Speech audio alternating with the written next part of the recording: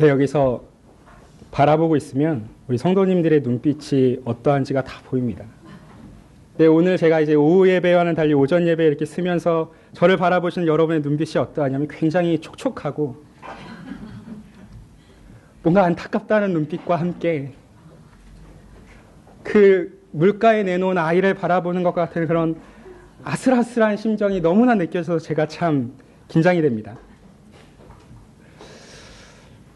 이 긴장을 풀기 위해서 제가 원래 하지 않는 일이긴 하지만 한번 도와주셨으면 좋겠습니다.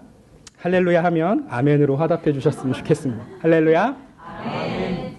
감사합니다. 사랑하는 여러분, 만약에 이런 질문을 받으실 때 여러분은 어떻게 대답하시겠습니까? 당신은 지금 기쁘십니까? 당신의 삶에 기쁨이 나타나고 있습니까? 정말 실제로 여러분들은 기쁨을 누리고 계십니까? 이 기쁨이라는 단어를 어쩌면 행복으로 바꾸어도 무방할 듯 합니다. 일반적으로 사람들은 기쁨이 있기를 너무나도 소망합니다. 어느 누가 기쁘지 않기를 바라겠습니까? 충분히 기쁘고 행복할 수 있음에도 불구하고 억지로 그 기쁨을 외면하거나 거절하는 사람은 우리는 정말 미련한 사람이라고 어리석은 사람이라고 말할 수 있습니다. 이렇듯 기쁘기를 바라는 사람의 소원을 따라서 또 현대에는 가장 유행하고 있는 단어 하나가 있습니다. 소확행이라는 것이죠. 여러분, 이 소확행의 뜻이 무엇인지 알고 계십니까? 소소하지만 확실한 행복이라는 의미입니다. 누군가에게 사소할진 모르겠지만 나에게만큼은 확실한 행복을 줄 수 있는 것. 다른 것은 몰라도 이거 하나만큼은 내게 반드시 행복을 줄 수 있는 것을 소확행이라고 말합니다. 만약 저의 소확행이 무엇이냐고 물으시면 저는 책과 바닐라 라떼라고 답할 것 같습니다. 굉장히 소박하죠? 이 두 가지가 합쳐지면 제게는 가장 완벽한 소확행입니다. 하지만 가만히 생각해보면 이 소확행이란 말이 가지고 있는 전제가 조금은 서글플 때가 있습니다. 여러분, 소확행이 될 수 있는 조건이 무엇이었습니까? 매우 사소한 것이어야 하고 소소한 것이어야만 합니다. 다시 말해서 확실하지 않은 어떤 큰 행복보다는 비록 작다 할지라도 지금 당장 내가 누릴 수 있는 확실한 행복이 필요하다라는 것입니다. 이런 현실의 모습을 반영하듯이 유발 하라리라는 아주 유명한 학자가 자신의 책 사피엔스라는 책에서 나름의 행복론을 제시했었습니다. 행복은 부나 건강이나 가족과 같은 객관적 조건의 영향을 받지만 이를 전적으로 좌우하는 것이 아니라 객관적인 조건과 주관적 기대 사이의 상관관계에 의하여 결정된다. 멍하시죠? 여러분, 그냥 선뜻 딱 듣기에는 이해하기가 좀 어려운 말입니다. 쉽게 얘기하면 돈이 많다고 해서 반드시 기쁜 것도 아니고 돈이 적다고 해서 반드시 기쁘지 않은 것도 아니라는 뜻입니다. 여러분, 저처럼 돈이 별로 없는 사람에게 만약 누군가 10만 원의 여유를 허락한다면 저는 엄청나게 기쁠 것입니다. 드디어 이 돈으로 저의 소확행을 누릴 수 있기 때문입니다. 책도 몇 권 살 수 있고 바닐라 라떼도 좀 가가지고 한 잔 쫙 들이킬 수도 있고 또 큰맘 먹고 그동안 먹고 싶었지만 먹지 못했던 치킨 한 마리도 시켜 먹을 수 있기 때문입니다. 그렇다고 저를 동정하지 않으셨으면 좋겠습니다. 그런데 여러분, 부자인 사람에게 10만 원의 여유가 생겼다면 어떻겠습니까? 아마 큰 감흥이 없을 것입니다. 10만 원이라는 그 객관적인 조건이라는 것이 그의 주관적인 기대, 그의 갖고 있는 감정이나 마음을 움직이기에는 부족해서 그렇습니다. 따라서 인간에게 있어서 기쁨이라는 것은, 행복이라는 것은 객관적인 조건의 유무보다는 자신의 마음 상태가 높냐 낮냐에 따라서 달라지기 마련인 것이죠. 소확행이란 말에 담겨있는 전제가 바로 이것과 비슷합니다. 객관적인 조건이 소소하다 해도 내게 행복이 되고 기쁨을 줄 수 있는 것이라면 그것이 나의 마음 상태를 채울 수 있다라고 한다면 나는 만족하겠다라는 의미입니다. 불확실한 조건을 채우기보다는 기대를 낮추어서라도 지금 나는 기쁘고 싶고 행복하고 싶다는 의미인 것이죠. 여러분, 왜 기대를 낮추어야만 기쁘다고 말할 수 있는 것일까요? 우리가 살아가고 있는 이 실상이 불행으로 가득하기 때문입니다.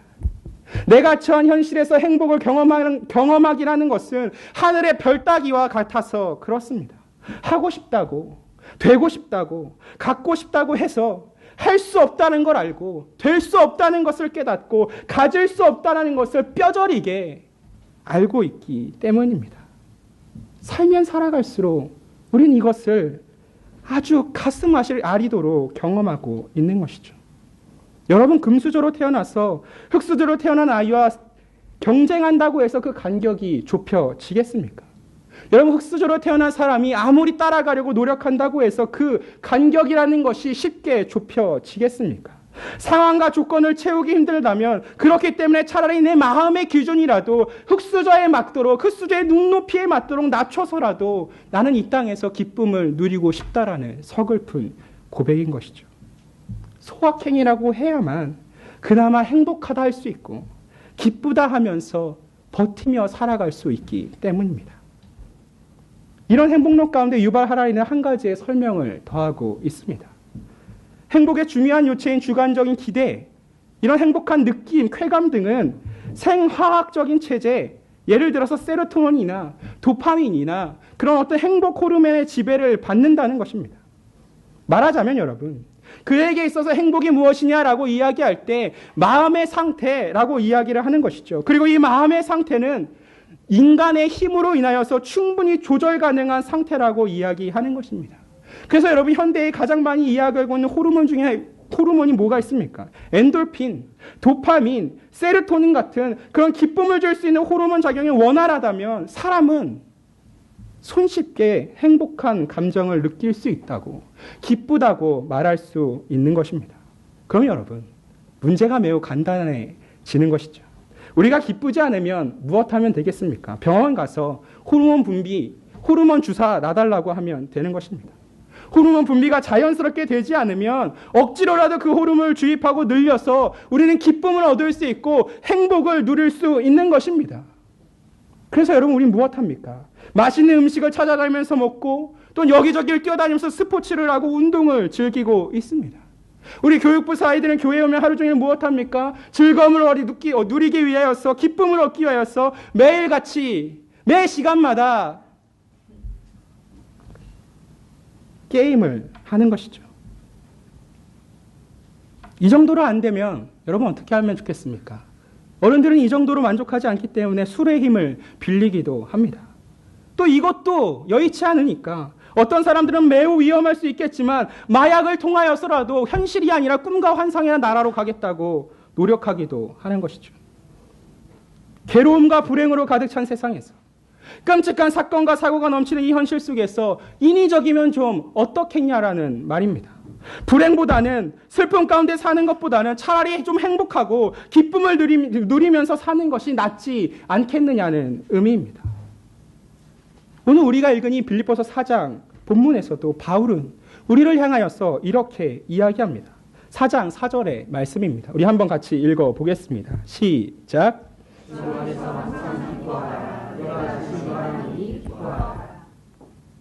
여러분, 사도 바울이 이 빌립보서를 기록할 때 그의 상황은 로마 감옥에 갇혀있던 죄수 신분이었습니다. 앞으로 그의 삶이 어떤 방향으로 나아갈지를 바울은 가늠하기 어려웠습니다. 아니, 조금 더 솔직히 이야기하면 바울은 빌립보 교인들과 함께하고 싶다고, 할 수만 있으면 너희들에게로 가고 싶다라고 고백하기도 했습니다. 그런데 여러분, 바울이 맞이할 결과가 무엇인지는 우리 너무나도 잘 알고 있습니다.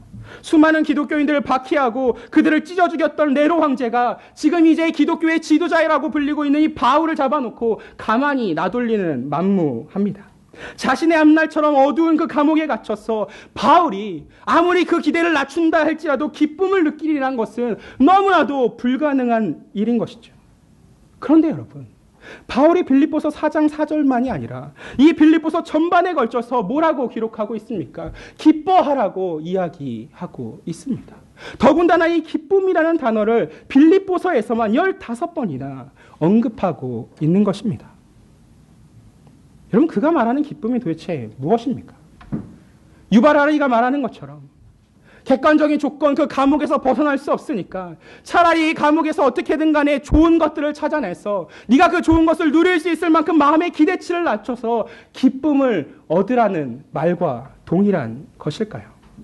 아무리 발버둥 쳐도 바뀌기 어려운 현실을 좀 인식하고 마음이라도 좀 달리 먹으면 견디기 쉽더라는 자신의 그 감옥에서의 경험적인 조언이나 크게 욕심내지 말고 현재 자신에게 주어져 있는 소소한 것에 만족하면 기쁠 수 있지 않냐라는 심리적인 처방을 내려주고 있는 것이겠습니까? 그렇다면 지금 바울이 이야기하고 있는 것이 원효대사의 해골물하고 다를 바가 무엇입니까? 여러분, 근데 더욱더 힘든 것은 성경에서 말하는 기쁨이라는 것이 늘 언제나 이런 부정적인 상황을 염두에 두고 있다는 것입니다. 사도행전에서 신자들은 가장 어려운 상황 속에서도 기뻐하는 모습을 보여주었습니다. 이들은 붙잡혀서 옥에 갇히고 매질을 당해도 감사하며 찬양했습니다. 또한 바울이 기록했던 다른 서신서들도 물론이거니와 요한계시록마저도 전체적인 맥락 가운데에서 어려움과 역경과 시험과 환난 속에 있는 신자들을 향하여 기뻐하라고 말하고 있습니다. 다시 말해서 모든 성경은 지금 기쁨을 이야기할 때마다 늘 고난 가운데에서의 기쁨을 이야기하고 있는 것이죠. 그런 상황에서 빌립보서는 이 기쁨을 중심 주제로 이야기하면서 우리가 읽은 이 4절에서 볼 수 있듯이 기뻐하라, 기뻐할 수 있을걸? 기뻐해야 하지 않겠어? 라는 것이 아니라 기뻐하라, 즉 명령하고 있습니다. 신자라고 하면 반드시 기뻐해야 한다는 것이죠. 그리스도인의 삶의 가장 큰 기쁨이 기쁨인데도 불구하고 너희들은 도대체 어떻게 안 기쁠 수 있냐라고 되묻고 있는 것입니다. 신자에게 있어서 바울은 기쁨이 없다라고 말하는 것이 얼마나 큰 비극이냐라고 지금 4절을 통하여 이야기하는 것이죠. 여러분, 정말 바울이 말하는 기쁨이 이런 것이라고 한다면 저는 솔직히 바울한테 좀 따지고 싶습니다. 아니, 바울 당신이 어떨지 모르겠지만 당신이 지금 기뻐하라라고 명령까지 할 만큼 그 말이 나에게는 이것이 얼마나 큰 상처가 되는지 알고 있습니까? 누구는 기쁘지 않고 싶어서 안 기쁘며 살겠습니까? 내가 기쁠 수 없는 이유가 뭔지 도대체 모르십니까? 내가 살아가는 이 현실이 얼마나 힘겨운지를 당신은 알고 계십니까? 뼈 빠지게 한 달 동안 일해봤자 그래서 내 손안에 들어왔던 돈이라는 것은 제대로 쥐어보지도 못한 채 다 빠져나가는 상황 속에서 이번 달도 겨우 넘어갔고 나면 그나마 긴장했고 졸인 마음 달래보는 그 마음이 어떠한지를 알고 계십니까? 매일 홀로 책상 앞에 앉아서 미래를 위하여서 공부하고는 있지만 그 불투명한 미래 앞에서 불안한 내 심정이 어떠한지를 알고 계십니까? 아파하고 고통하는 그 아이를 바라보면서도 애간장이 다 녹고 있는데도 대신 아파줄 수도 없는 그 부모의 심정이 어떠한지를 알고 있습니까? 힘든 와중에도 교회에 와서 앉아있긴 하지만 솔직히 말해서 그 어떠한 말도 와닿지 아니하는 나의 이 마음의 굳어짐이 얼마나 힘겨운지를 알고 있습니까? 그래서 내가 더 괴로운 겁니다. 기뻐야 한다는데 성경은 기뻐하라고 말하는데 기쁘지 않은 나를 볼 때마다 마치 내 신앙은 미성숙한 것 같고 늘 부족한 것 같아서 하나님 앞에 오히려 죄 짓는 모습으로 느껴지기 때문에 나는 기쁘지 않은 나 자체가 너무나도 힘겹다는 말입니다. 그런데 기뻐하라고요. 마음을 달리 먹으면 괜찮지 않겠냐고요. 그럴 수 없는 겁니다. 도무지 기쁘지가 않은 겁니다. 차라리 바울한테 좀 그렇게 매몰차게 차갑게 좀 말하지 말고 될 수 있으면 괜찮다고 그 정도면 잘하고 있다고 나름대로 괜찮게 살고 있다라고 말해주면서 위로 좀 해주면 안 되는 것입니까? 여러분, 정말 바울이 얘기하고 있는 이 4절의 기뻐하라가 그런 의미입니까?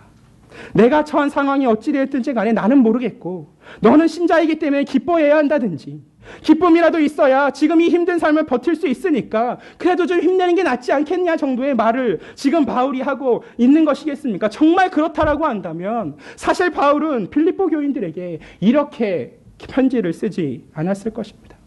우리 빌립보서 1장 8절 말씀 함께 찾아보겠습니다. 빌립보서 1장 8절 말씀입니다.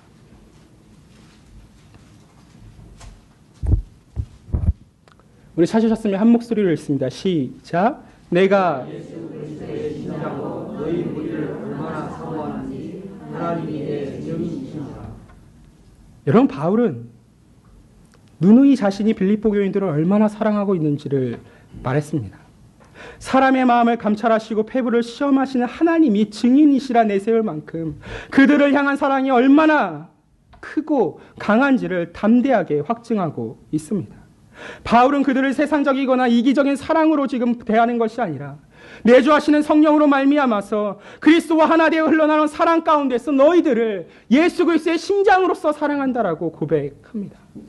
여러분, 바울의 마음이 정말 이렇다고 한다면 그는 빌립보 교인들을 그렇게 상처 줄 수 있는 말을 쉽게 하지는 않았을 것입니다. 바울은 빌립보 교인들이 감당하고 있는 삶이 무엇인가를 잘 알고 있었습니다. 에바브로디도 편으로 들었던 소식을 아주 주의 깊게 들었고 그에 따른 권면과 권려를 지금 이 빌립보서에 적어 내려가고 있습니다. 할 수만 있다면 에바브로디도만이 아니라 디모데조차도 보내어서 계속하여 빌립보와 소식을 나누고 전해듣기를 소망했었습니다. 로마가 어떤 박해를 한다 할지라도 견뎌야 해야 함을 지금 빌립보서를 통하여 바울은 이야기합니다.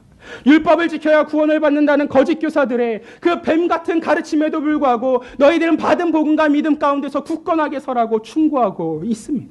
유오디아와 순두계라는 그 두 성도의 다툼마저도, 사소할지 모를 수 있는 그 다툼마저도 잊지 않고 서로 화해하라고, 그리스도의 마음을 같이 두라고 기록하고 있습니다.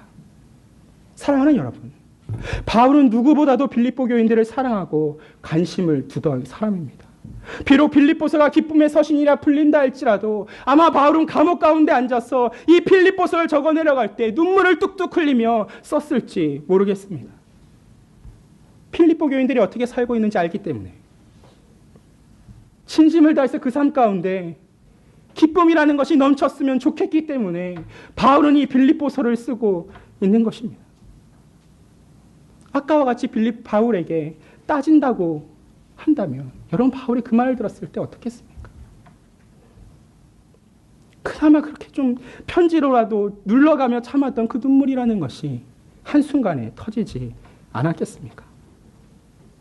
2장 18절에서도 이야기했고 3장 1절에서도 말해 놓았지만 지금 이 순간 4장 4절에서는 이제 두 번이나 강조하며 지금 바울이 뭐라고 이야기합니까? 기뻐하라고 이야기합니다.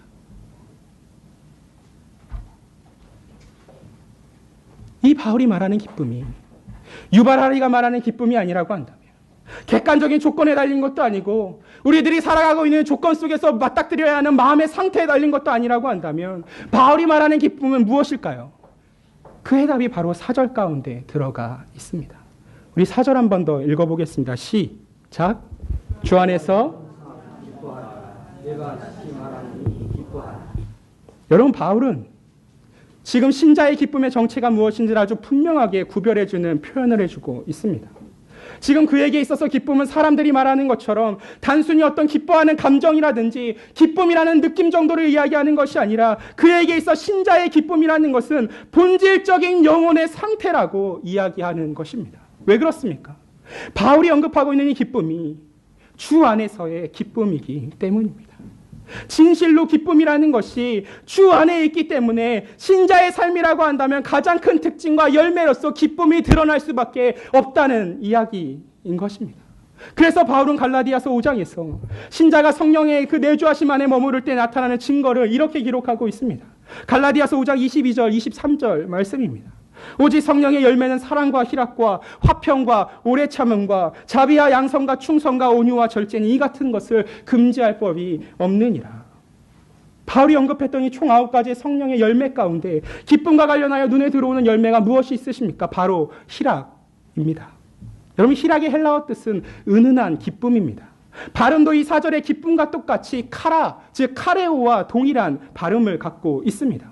다시 말해서 사도가 지금 계속하여 이 빌립보서를 통하여서 15번이나 기쁨을 이야기하고 또한 명확하게 기뻐하라고 명령하고 있는 이 기쁨은 얄팍한 인간적인 감정이나 감각을 이야기하는 게 아닙니다.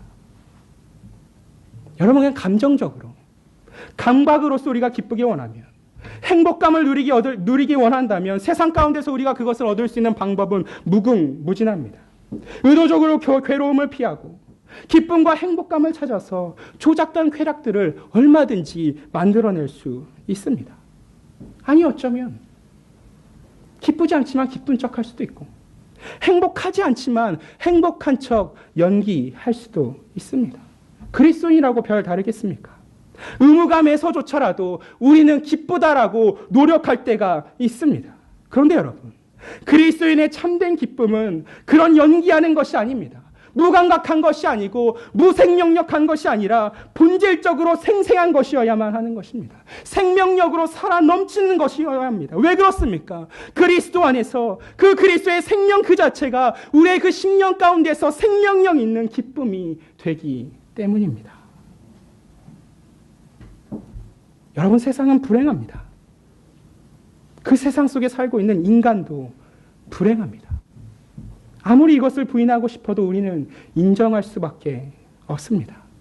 그리고 최소한 이 사실을 받아들인다고 하면 행복감이든 얄팍한 기쁨이든지 간에 누리는 것이 나아서 세상 사람들은 그렇게 살아가고 있습니다.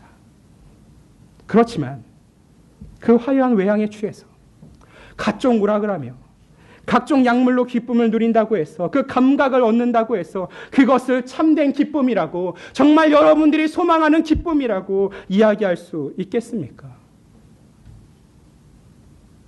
여러분, 그런 기쁨은 순식간에 사라지는 것입니다.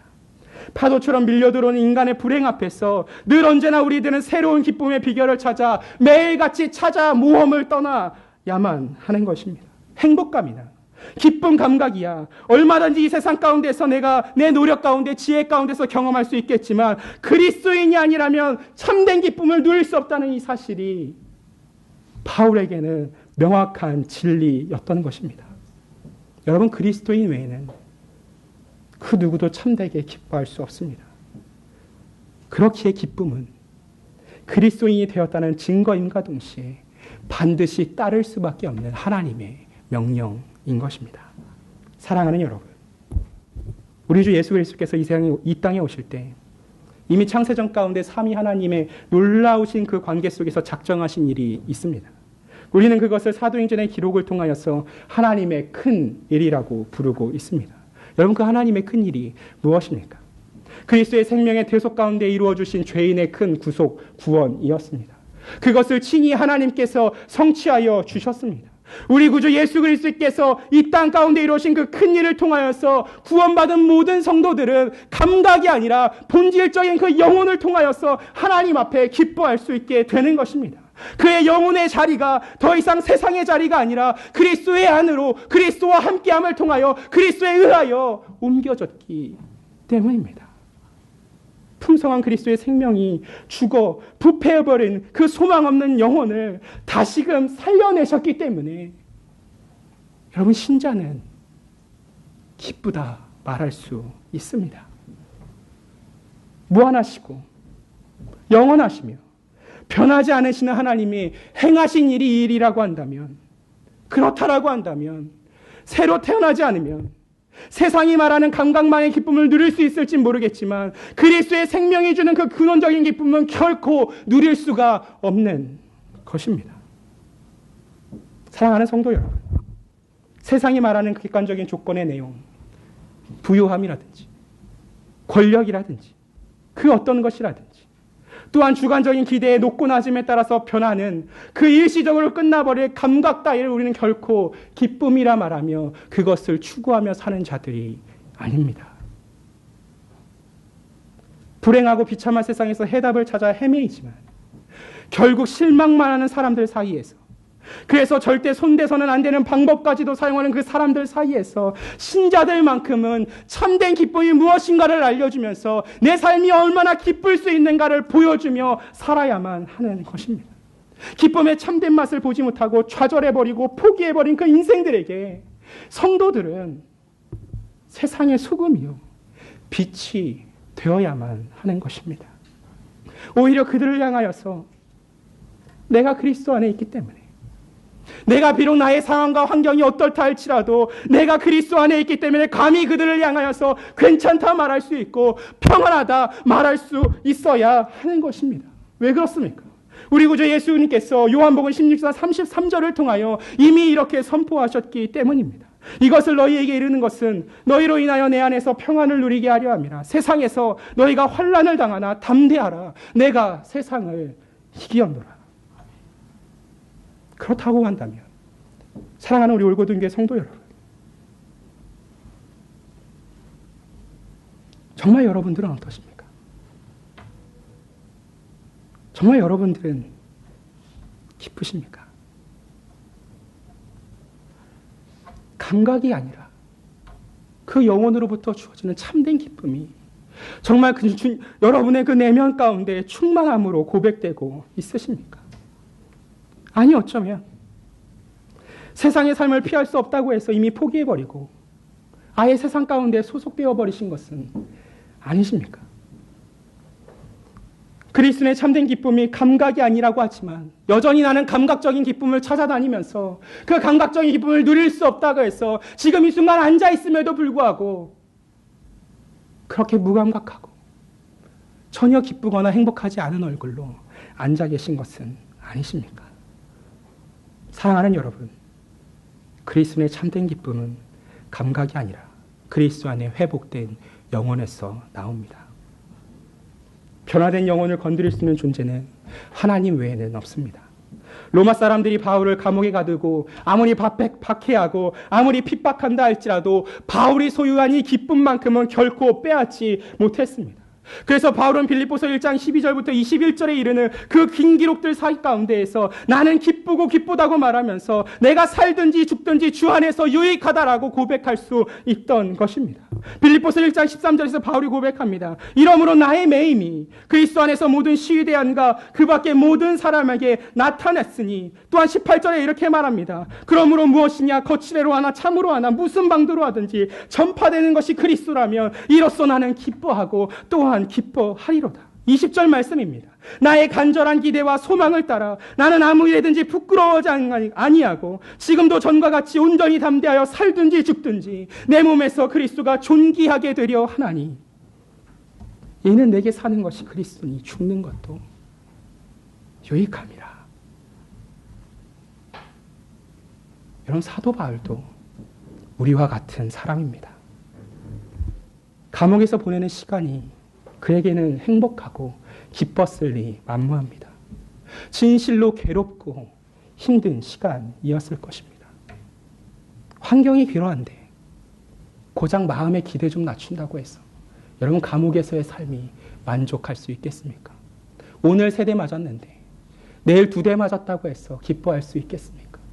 오늘 제대로 먹지 못했는데 다음 날은 빵이라도 한 조각 더 나왔다고 해서 내가 그래도 이 빵을 먹고 있으니까 안도감을 누릴 수 있어서 행복하구나라고 말할 수 있었겠습니까?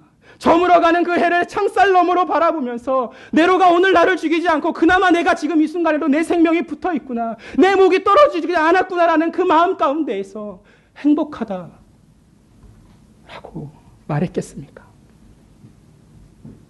여러분, 바울이 누리는 기쁨의 원천이 그리스도께 있는 한 그의 기쁨은 흔들리지 않았습니다.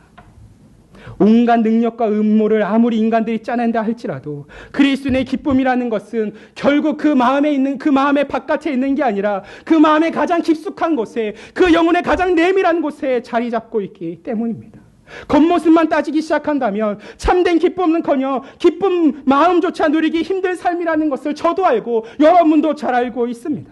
저 역시 다른 사람들처럼 여러분이 힘들다 이야기할 때 술 한 잔이라도 한 잔 사주면서 어깨라도 툭툭 두들겨 드리면서 괜찮습니다, 잘하고 있습니다, 버텨낼 수 있습니다 라고 말하고 싶지 않겠습니까? 예배에 참여하고 있지만 여전히 힘겨운 그 현실 가운데 짓눌려서 집중하기 힘들어하는 모습을 바라보면서 버거워하는 그 모습을 바라보는 사실을 제가 모르고 있겠습니까? 얼른 이 교회 가운데에서 해야 될 거 얼른 다 마치고 얼른 돌아가서 내 나름대로 하고 싶은 소확행을 즐기고 싶은 그 마음이라는 것을 제가 모르겠습니까? 무표정한 얼굴로 피곤함이 가득 묻은 그 다크서클을 볼 때마다 인간적으로는 저 역시도 얼른 가서 좀 쉬시지요, 한숨 주무시지요 라고 말씀드리고 싶습니다. 그럼에도 불구하고 바울이 지금 이야기하는 게 무엇입니까? 객관적인 조건이 변하지 않는다 할지라도, 주관적인 기대를 인위적으로 조작하지 않는다 할지라도 너희들만큼은, 신자들만큼은 기뻐하라고 말하고 있는 것입니다. 다 알고 있으면서도, 빌립보 교인들의 그 상황이 얼마나 힘겨운지 다 알고 있으면서도 마치 아무것도 모르는 것처럼 지금 빌립보 교인들에게 주 안에서 항상 기뻐하라고 엄격하게 아주 힘주어 명령하고 있는 것입니다. 사랑하는 여러분, 바울은 지금 여러분이 갖고 있는 그 기쁨과 행복의 토대가 무엇이든지 간에 오직 그리스도 안에서의 기쁨만이 결코 여러분을 실망시키지 않을 것이라는 것을 굳게 믿었습니다. 비록 부당하고 불공정해서 답답하고 억울한 마음이 있어서 저녁마다 늘 울며 그 울음 가운데 잠든다 할지라도 그 아침 가운데 주 안에서 반드시 여러분들이 기쁨을 경험하게 될 것이라는 사실을 바울은 붙들었습니다. 세상에서 여러분이 누릴 수 있는 그 어떠한 행복감, 그 어떤 기쁨의 감각이 있다 할지라도 결국 그 모든 것들을 여러분들을 실망시킬 것 테지만 여러분들의 지혜든지 능력이든지 여러분이 기대하고 있는 자녀이든지 물질이든지 명예이든지 그 마지막 날에 그 어떤 것도 결코 남지 않겠지만 오직 그리스도 안에 있는 그 기쁨만큼은 여러분들을 저버리거나 떠나지 않을 것이라는 그 확신으로 지금 바울은 기뻐하라고 명령하는 것입니다. 사랑하는 성도 여러분,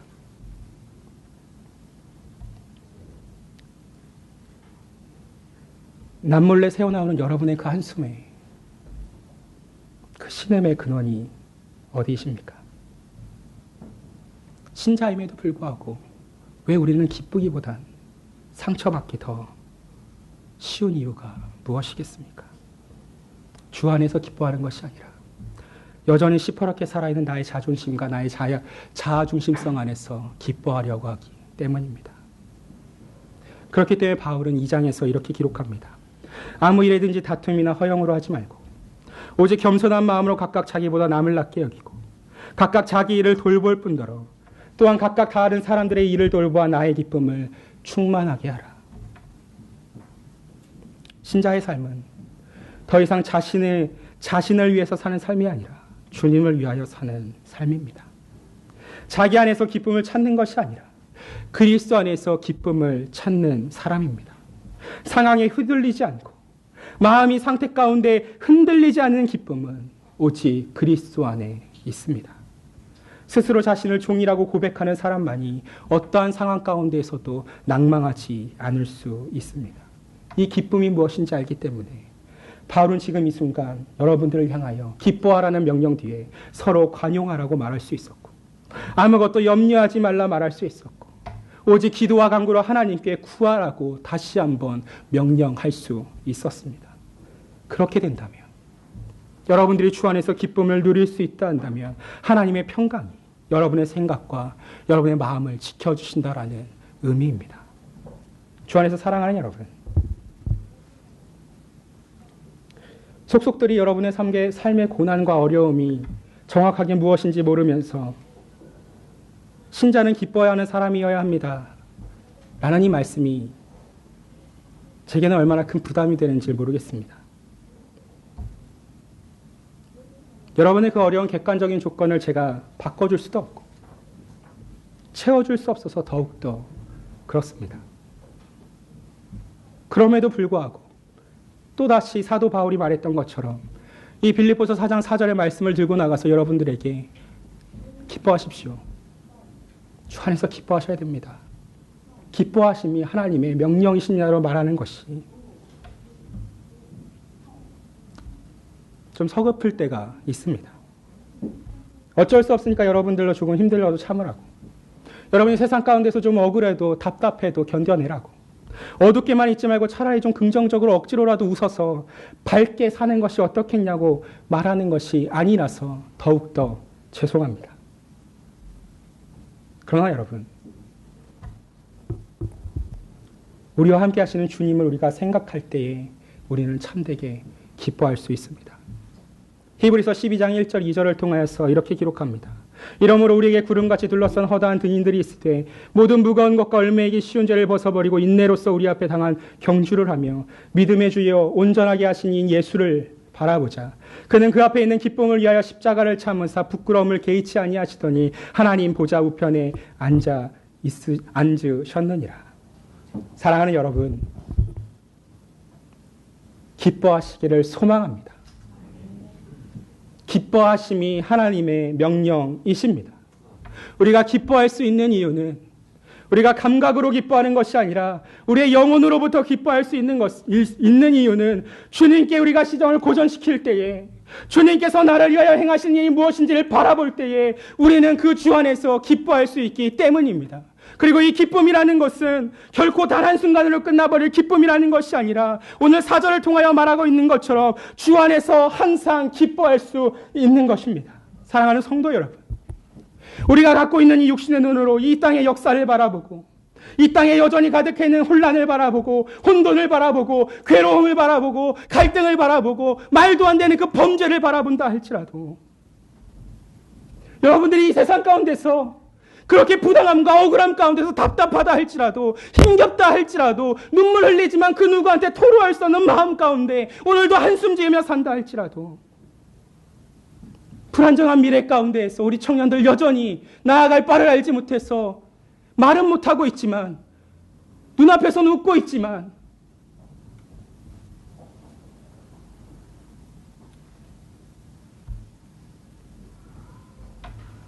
힘들어하는 그 삶 가운데에서 오늘 하나님께서 여러분들에게 반드시 여러분들을 일으켜 주실 것이라 말씀하십니다. 여러분, 새하늘과 새 땅이 오늘 그날까지 비록 우리가 나그네로 산다 할지라도 그래서 세상과 세상의 온갖 괴로운 앞에서 우리의 육신 가운데서 고난과 고통을 받는다 할지라도 우리가 감각적으로는 기쁘다 말할 수 없고 행복하다 말할 수 없다 할지라도 우리 주 그리스도 예수 안에서 우리는 행복한 사람들인 것입니다. 우리는 참된 기쁨이 있는 사람들인 것입니다. 이 기쁨을 주 안에서 항상 누리며 주님 앞에 기뻐하며 고백할 수 있는 우리 올고등계 모든 성도들이 될 수 있기를 주님의 이름으로 간절히 소망합니다.